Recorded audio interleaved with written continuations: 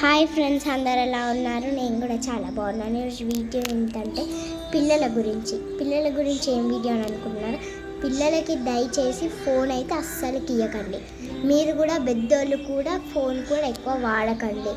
పాడితే పెద్దోళ్ళు ఖరాబ్ అవుతారు, చిన్నపిల్లలు ఖరాబ్ అవుతారు. ఇప్పుడు పిల్లలు నాకు ఇది తలనొస్తుంది, నాకు కళ్ళు నొస్తున్నాయి అని అలా చెప్పి చనిపోతున్నారు కూడా కొంతమంది.